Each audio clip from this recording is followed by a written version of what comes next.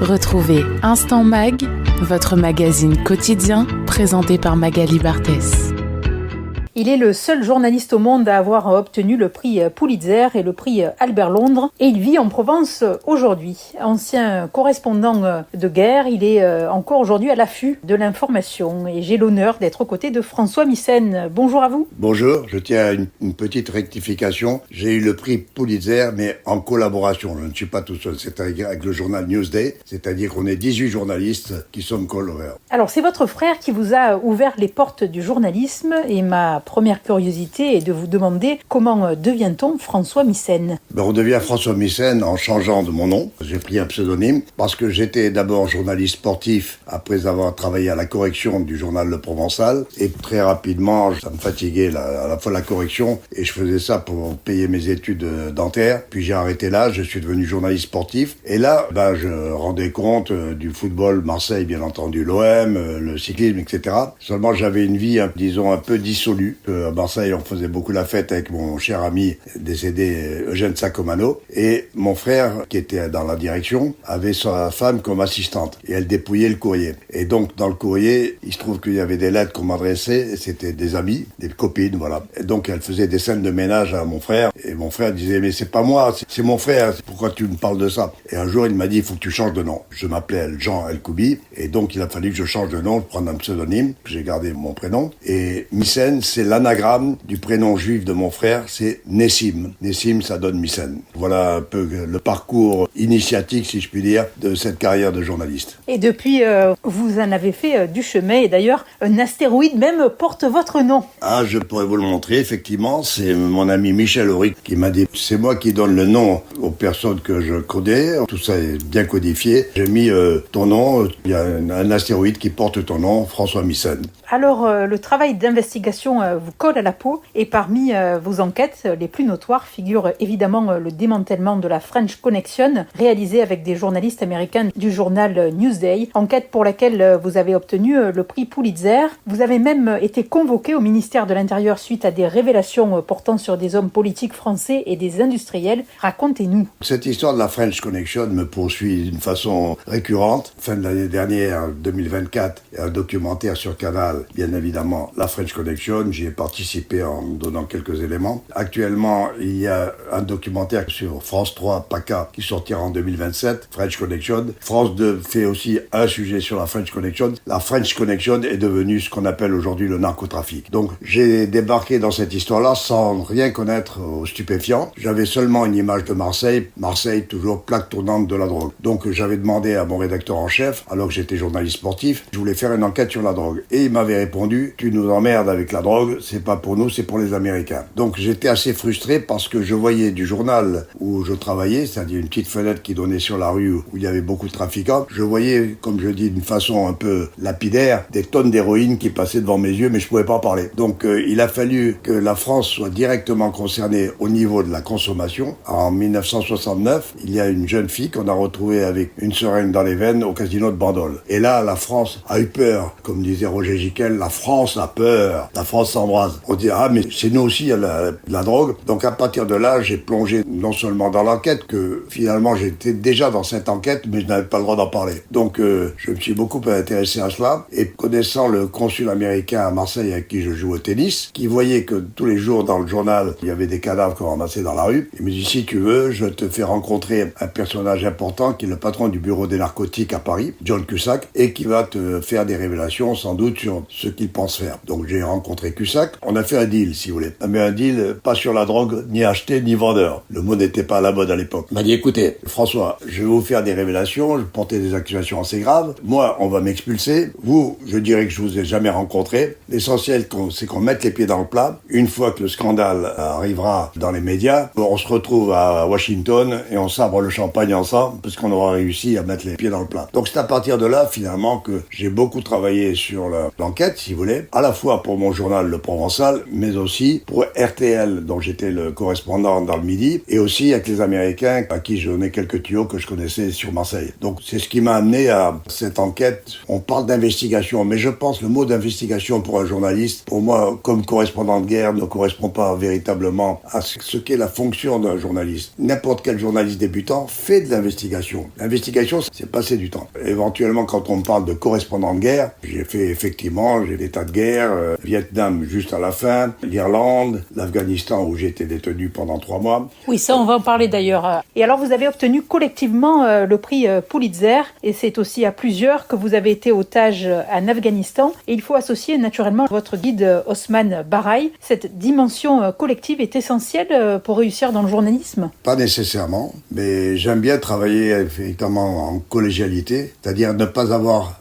le seul regard où je peux me tromper, mais parfois je travaille tout seul et ce n'est pas une condition nécessaire et suffisante, si vous voulez. Bon, en ce qui concerne l'Afghanistan, j'y étais allé parce que j'avais un ami afghan, un très bon ami, qui m'a dit il y a une guerre en Afghanistan, personne n'en parle. C'était en 79. Donc je suis parti avec un photographe, on était 2, on a raconté ce qui s'y passait, mais la guerre n'était pas officiellement déclarée. Donc je suis revenu en France, j'ai eu beaucoup de mal à diffuser le reportage que j'avais fait là-bas, et puis tout à fait par hasard, d'une façon un peu souriante, j'ai appris à Saint-Tropez, dans la villa de Brigitte Bardot, où on était allé pour l'interviewer. Mon camarade afghan me dit « François, les soviétiques arrivent le 27 décembre, ils sont 80 000. » Bon, comment moi, journaliste, je puis dire voilà, les soviétiques arrivent dans 6 mois. Alors j'ai dit, on va devant une télé, tu vas dire toi-même, les soviétiques arrivent le 27 décembre. Donc j'ai essayé de rencontrer des amis qui m'ont dit, nous l'Afghanistan, on connaît, il se passera rien pendant un siècle. 27 décembre, les soviétiques ont débarqué, tout le monde m'est tombé dessus. Effectivement, j'ai fait partir des amis. Et moi, j'ai fait différemment. On était en 79, il y avait les Jeux Olympiques de Moscou en 80, avec menace de boycott, etc. Je suis retourné en Afghanistan, à la frontière avec le Pakistan, à Peshawar, où j'ai ramené un document qui était assez important sur l'assassinat de l'ambassadeur américain par le KGB. J'ai publié un livre qui s'appelle Le syndrome de Kaboul. Je passe au dossier de l'écran. Je me suis fait insulter pendant 1 heure et demie par l'ambassadeur d'Afghanistan à Paris qui m'accusait de travailler pour la CIA. Un jour, c'est la CIA, le lendemain, c'est le Mossad, le KGB, on a l'habitude dans ce métier. Et je me suis dit, je vais retourner en Afghanistan, mais cette fois-ci, après les Jeux Olympiques, où tous les journalistes auront manifesté, donc ils seront rentrés à la maison, ils auront donné, comme on dit, et puis j'ai fait de la casuistique. Je me suis dit, les soviétiques vont faire une chose, ils vont faire le dos rond pour que les Jeux se déroulent normalement, mais une fois que tout le monde sera rentré, les Français à Saint-Tropez, les Américains à Miami ou ailleurs, ils vont tout boucler aux frontières et passer tout au napalm. C'est à ce moment-là que c'est intéressant d'y être. Donc je suis parti, j'ai monté une équipe de 6 journalistes. On est 3 équipes de 2, on travaillait avec des Super 8, Tyrolais, chacun dans une région. Moi j'étais dans la région le sud, dans Kandahar, où il y avait Ben Laden, une autre à Kaboul et un autre dans l'est. Et donc j'avais dit, pendant 1 mois, on va raconter ce qui s'est passé. On dit voilà, vous êtes tous rentrés chez vous, voilà ce qui s'est passé. C'était au-delà de mes prévisions. J'avais des documents assez extraordinaires. Et là, on s'est fait arrêter par les soviétiques. Et j'ai passé 3 mois à prison au cachot surtout, au Club Med de Kaboul, comme on dit. Alors, nous étions 3 en prison, c'est-à-dire mon caméraman, Antoine Darnaud, Osman Barai, qui était notre guide, qui nous avait amenés partout. Et nous, quand on a été libérés, après une pseudo-conférence de presse internationale, c'était les journalistes qui nous interrogeaient, c'était tous des soldats en armes de l'Afghanistan. Osman, par contre, comme il était afghan et juif par-dessus le marché, parce qu'il y a beaucoup de juifs en Afghanistan, il a passé 8 ans en prison, ça a été très très très dur pour lui. Il a été torturé. Et il vit aujourd'hui à Atlanta, aux États-Unis. Alors, les pays où vous avez effectué vos reportages ont profondément changé. Cuba, l'Afghanistan, le Vietnam, mais aussi Israël. Vous avez vu l'histoire contemporaine s'écrire devant vos yeux. C'est un privilège. Oui, il se trouve que je dois mon prix Albert Londres à Israël, parce que j'ai en 72, la guerre du Kippour, et tout à fait par hasard. C'est-à-dire, à l'époque, mon journal ne m'envoyait pas en dehors des Bouches-du-Rhône, si vous voulez. Donc, il s'est passé la chose suivante. J'étais un dimanche matin, on m'avait demandé à la locale du Provençal d'aller raconter une histoire sur une bagarre entre les marins et puis des taxis. Je suis allé avec un camarade en moto, et puis on n'a rien trouvé. Et à un moment donné, j'avais mon casque de moto intégral, je pilotais, mon caméraman me tape dessus, il me dit « François, arrête-toi, tu ne vois pas ce que... » Donc j'enlève mon casque, et on voit un convoi ferroviaire avec des tas de véhicules sous bâche on voyait des canons, etc. Et c'était le lendemain de la déclaration de guerre du Kippour, c'était un samedi, donc on est le dimanche, avec embargo sur les armes. À ce moment-là, j'ai dit, c'est pas possible, des armes, des chars d'assaut, des canons sur un truc, alors que l'embargo, je suis passé sous le châssis du train, et on voyait le destinataire, Benghazi, Tripoli, etc. Donc, on a fait des photos, j'en ai parlé. Mon rédacteur en chef me dit, bon, au Coco, quand quelqu'un vous dit Coco, ça veut dire que ça va, il a l'impression d'être un grand journaliste, mais c'est-à-dire que il vaut mieux s'adresser à quelqu'un d'autre, quoi. C'est pas important. Et le lundi matin, il y a Gaston Defer, qui était mon patron du journal, qui défilait sur la Canebière, justement en soutien d'Israël. Je vais le voir, j'ai dit, sur la Canebière, j'ai dit, monsieur, j'aurais quelque chose à vous montrer. Il dit, viens me voir à la mairie. Je suis à la mairie, je lui ai montré les photos. Et pourquoi c'est pas sorti? Je lui ai dit, monsieur, mettez-vous en rapport avec le rédac-chef, etc. Donc ces photos ont fait le tour du monde, parce que c'était le lendemain de la guerre. Et donc, immédiatement, on m'a envoyé en Israël pour que je puisse raconter ce qui s'y passait. Donc, j'ai eu la chance de travailler en Israël. C'est formidable, c'est un petit pays. Donc, qu'on aille nord ou sud, il fallait transmettre à Tel Aviv, au Bet Sokolov, comme on dit. Et donc, ça a été, je crois, sur 18 jours, 18 reportages. Et c'est avec ceci que j'ai eu le prix Albert Londres. Avec part de ce marché, il faut avoir beaucoup de chance dans ce métier. Je pense qu'il faut avoir davantage de chance que de talent, la plupart du temps. Je revenais du Sinaï, où on se faisait bombarder. Et la première image que je vois en rentrant sur le désert, une rampe de douche avec des soldats à poil qui prennent la douche. Les pélos, les obus tombent à droite, à gauche. C'est l'habitude de la guerre des Israéliens. Quoi qu'il arrive, il faut qu'on soit propre et qu'on se repose. Donc je me suis mis à poil moi aussi, j'ai pris ma douche. Et puis donc, c'est déjà une histoire tellement insolite à raconter. Dans la guerre, on pense pas à se laver, surtout. Donc, et en rentrant, j'ai pris quelqu'un en stop dans ma voiture, un visage biblique, une gueule extraordinaire, avec un flingue à la main. Et il me demande, est-ce que vous me ramener à Tel Aviv? Doucement, s'il vous plaît, parce que je tiens à voir ma famille encore vivante, je dois retourner dans le canal tout de suite après.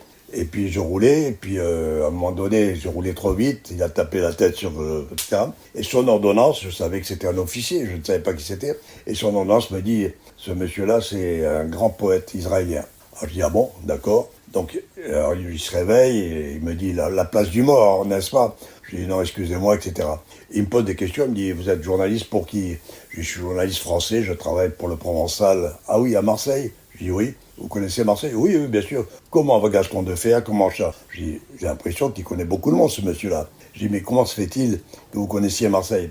Il dit, vous savez, c'est moi qui ai traduit toute l'œuvre de Marcel Pagnol en hébreu. Vous vous rendez compte, pour un journaliste marseillais, avoir le traducteur de Pagnol en hébreu, c'est un cadeau du ciel, si je puis dire. Donc, c'était un très très bon souvenir. Et ce grand poète combattant s'appelle Haïm Goury.